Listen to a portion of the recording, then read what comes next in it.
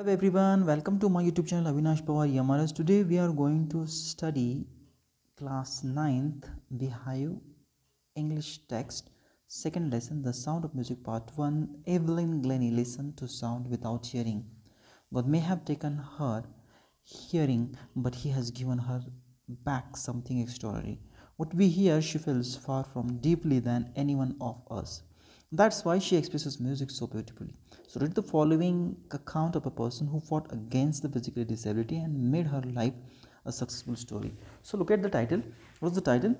The Sound of Music. म्युझिकचा आवाज असं म्हणूया. आणि पार्ट वनमध्ये आपण आहे की एल्विन ग्लेनी जिला श्रवण करता येत नाही म्युझिक, परंतु ती कशा पद्धतीने तिची जी काही फिजिकल डिसॅबिलिटी आहे त्यावर मात करीत अतिशय सुंदररीत्या तिने म्युझिकमध्ये आपलं एक्सलन्स आहे किंवा म्युझिकमध्ये सक्सेस हे तिने मिळवलेलं आहे. ही एक सक्सेस स्टोरी आहे जिचं नाव आहे एव्हलिन ग्लेनी. चला तर पहिला पॅरेग्राफकडे जाऊया आपण. Rush hour crowd jostle for position on the underground train platform. A slight girl looking younger than her 17 years was nervous yet excited as she felt the vibration of the approaching train. It was her first day at the prestigious Royal Academy of Music in London. Daunting enough for any teenager fresh from a Scottish farm, but this aspiring musician faced bigger challenges than most. She was profoundly deaf. आता ह्या मुलीला music शिकायला जायचं आहे म्हणून ती ट्रेनकडे जाते. Underground ट्रेनला लोकांचा खूप सारा मोठा क्राऊड असतो ट्रेनमध्ये, ट्रेन पकडण्यासाठी किंवा ट्रेनमध्ये बसण्यासाठी. परंतु ह्या मुलीला आवाज येत नाही, परंतु ट्रेनची व्हायब्रेशन तिला जाणवतात. तिला रॉयल अकॅडमी ऑफ म्युझिक येथे पहिला दिवस असतो, जे खूप म्हणूया आपण प्रेस्टिजियस आहे, प्रसिद्ध आहे, आणि तिथे तिला जायचं आहे. परंतु तिच्यामध्ये एक भीती तिच्या निर्माण होते. जसं कोणत्याही टीनेजर्सला 13 ते 19 वर्षाच्या फ्रेश मुलीला, जी स्कॉटिश आहे मुलगी, कोणत्याही तिला भीतीही वाटणार आहे, तिलाही भीती वाटते. परंतु ज्यांना म्युझिशियन व्हायचं आहे अशातील ती एक आहे, ज्याला खूप सारे आव्हाने स्वीकारायला आवडतात, अशी ही मुलगी आहे. आणि तिला मात्र ती डीफ आहे, तिला ऐकू येत नाही. So Evelyn Glennie's loss of hearing had been gradual. Her mother remembers noticing something was wrong when the 8 years old Evelyn was waiting to play the piano. आणि मग ती ज्यावेळेस लहान होते त्यावेळेस तिने तिच्या ऐकण्याची जी क्षमता आहे ती गमावलेली होती. ज्यावेळेस ती 8 वर्षाची होती, ज्यावेळेस तिने पियानो हा वाजवायला घेतला होता. So they called her name and she didn't move. ज्यावेळेस पालक तिला नावाने हाका मारायची परंतु ती काही आवाज देत नव्हती. I suddenly realise she hadn't heard, says Isabel Glennie. For quite a while Evelyn manage to conceal her growing deafness from friends and teachers. आणि मग तिचे जे पालक होते त्यांनी ओळखलेलं होतं, तिचं नाव होतं इझाबेल ग्लेनी, आणि तिने ओळखलेलं होतं की हिला तर ऐकायला येत नाही आहे. आणि मग तिने जसं आपल्याला एखादा आपली कॅपॅबिलिटी नसेल तर आपण ती लपवतो, ती क्षमता नसेल तसं मित्रांपासून, शिक्षकांपासून. But by the time she was 11 her marks had deteriorated and her headmaster urged her parents to take her to. आणि मग लहान असतानाच तिचे जे काही मार्क्स आहेत ते अतिशय कमी आलेले आहेत. आणि मग तिचे जे काही मुख्याध्यापिका आहेत तिने सांगितलेलं आहे पालकांना, take her to a specialist. एका स्पेशलिस्टकडे तिला घेऊन जायला सांगितलेलं आहे. जी इच्छा जी आहे ती व्यक्त तिच्या मुख्याध्यापकाने करून दाखवलेलं आहे.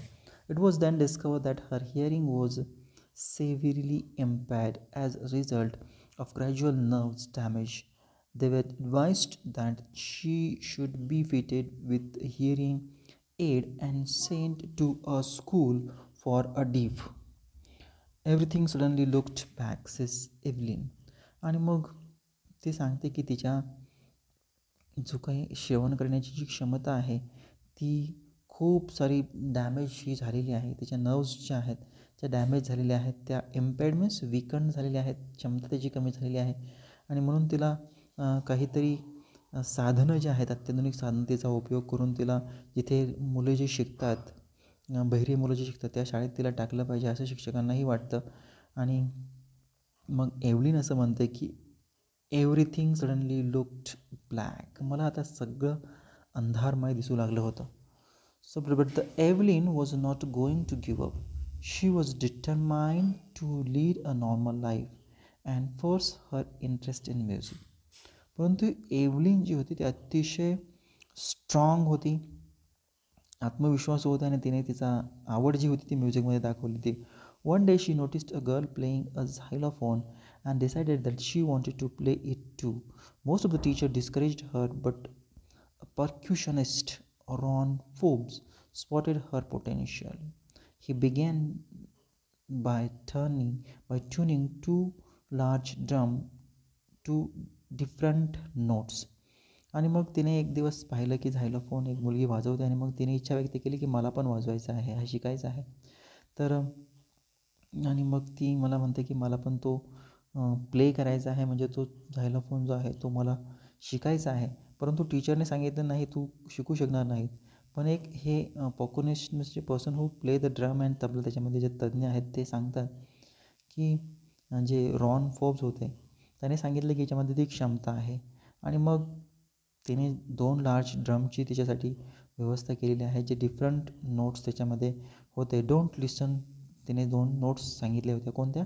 Don't listen through your ears, he would say, try to sense it's something other way, says Evelyn. आणि मग एव्हलिनने सांगितलं की तुझ्या कानाने ऐकू नको, त्याचा सेन्स घे, त्याची जाणीव करून घे तुझ्या शरीराने. मग तुझ्या शरीराने त्याची ज्या साऊंडचा जो आहे तो आवाज सेन्स करून घे, त्याची जाणीव करून घे, अशी एव्हलिन्स आपल्याला सांगते. Suddenly I realise that I could feel the higher drum from the waist up and the lower one from the waist down. Forbes repeated the exercise and soon Evelyn discovered that she could sense certain notes in different parts of her body. I had learned to open my mind and body to sound and vibration. The rest was sheer determination and hard work. आणि मग fob यांनी काय केलेलं आहे की exercise तिला करायला लावली होती की कमरेच्या वरती आणि खाली हे 2 साऊंड जे आहेत ते बसवलेले आहेत ड्रम. आणि मग ती शरीराने तिच्या तो जो साऊंड आहे तो ऐकू लागली होती आणि हे चांगल्या पद्धतीने काम करू लागलं होतं. आणि मग ती म्हणते की मी माझं आता माइंड जे आहे मी मन मोकळं केलेलं होतं आणि जिथे मी माझ्या बॉडीने ते व्हायब्रेशनमधून मी आवाज जो आहे तो माझ्या शरीराने ऐकू घेत होते. आणि हेच फक्त बाकीचे काही तर माझा परिश्रम आणि माझी आत्मविश्वास तो तर माझ्याबरोबर होताच. She never looked back from the point onwards. She toured the United Kingdom with the youth orchestra, and by that time she was 16. She had decided to make music her life. She auditioned for a Royal Academy of Music and scored one of the highest marks in the history of the academy. She gradually moved to the from orchestral work to solo performance. At the end of her 3-year course, she had captured most of the top award. आणि मग आपण पाहतोय कसं success किनी यश मिळवलेलं आहे. जी United किंगडमला गेलेली आहे, तिथे एक यूथ ऑर्केस्ट्रा होता, जसं संगीताचे सादर करतात ना, ऑर्केस्ट्रा गावामध्ये येतात, ते वाजवतात वगैरे, त्याच्यामध्ये तिने परफॉर्म युनायटेड किंगडमला हे केलेलं आहे. आणि म्युझिक आता तिच्यासाठी लाईफ बनलेलं आहे. त्याच्यानंतर तिने ऑडिशन दिलेलं आहे रॉयल अकॅडमी म्युझिकला, तिथे ते शिकण्यासाठी म्युझिक आणखी. तर तिला खूप सारे मार्क्स, ते हायेस्ट मार्क जिथे इतिहासामध्ये कोणाला मिळाले नाही. जर आपण पाहिला रॉयल अकॅडमीचा इतिहास तर तिने चांगले मार्क्स प्राप्त केले होते. आणि मग ऑर्केस्ट्रल वर्कपासून तिने आता एकटा परफॉर्मन्स, सोलो परफॉर्मन्स द्यायला सुरुवात केली. आणि 3 वर्ष पूर्ण केल्यानंतर तिने त्या 3 वर्षामध्ये चांगले अवॉर्ड्स जे आहेत ते जिंकलेले आहेत. So that's all from my side. Thank you very much for watching this video.